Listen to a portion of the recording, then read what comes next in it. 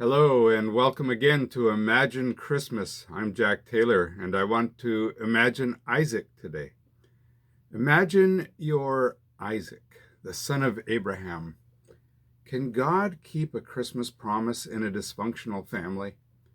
Maybe deception and favoritism and blended families are things that you're familiar with. Maybe you understand dysfunctional families. For Isaac, his father is 100 years old, his mother 90 when he's born. Now, if you're Isaac, you have a stepbrother, Ishmael, who's 13 years older. He's been mocking you, and your father finally sends him away. Could that happen to you if you do the wrong thing? Well, one day your father takes you on a long hike up a mountain.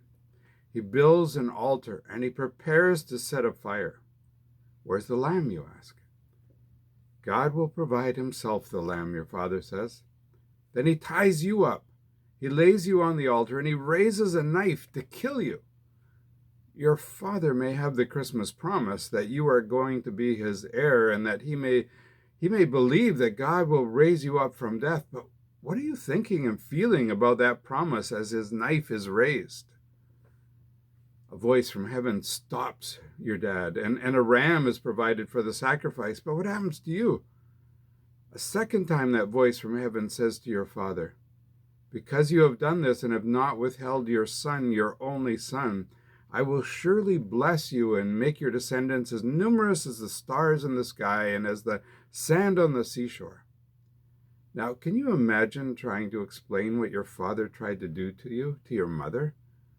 What kind of a God demands the sacrifice of an only son? Your mom dies when you're 37 and she hasn't let you out of her sight. You can believe it.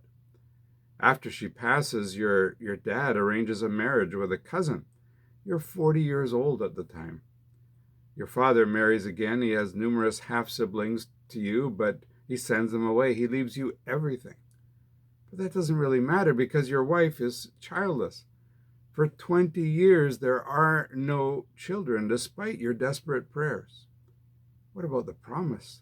Descendants like the stars, like the sand. If there's a promise of future children, there has to be a first child. So he keeps praying, and God answers with twins after 20 years. Two boys who battle each other before they're even born. Two completely different personalities.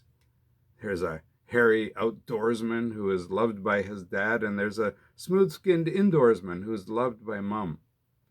And trouble after trouble comes and goes, and finally you find your place and you find your peace.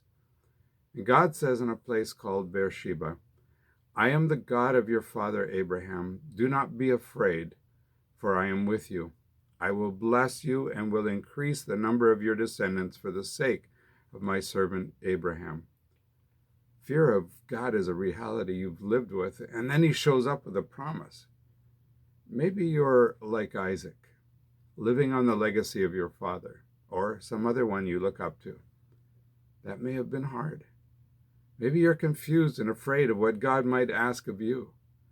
Nevertheless, Isaac builds an altar, and he embraces the promises of God for himself. He begins to pray to God in his need. Isaac carried on the patterns of dysfunction with deception, with favoritism, with other family issues, but he also embraced the God who still keeps his promises through it all. The Christmas promise kept going despite the dysfunction of families along the way. That's because the promise depends on a God who carries on through it all. And it doesn't depend on how perfect those are who are reaching for the promise. So on the journey to Christmas, Isaac may have been one confused cookie trying not to crumble under a dysfunctional family, under a chaotic world. Maybe like him, when you don't see your dreams coming true, it's time to pray and trust the God who still hears those prayers. How are you doing in handling the challenges in your journey toward Christmas? Let's keep imagining Christmas together.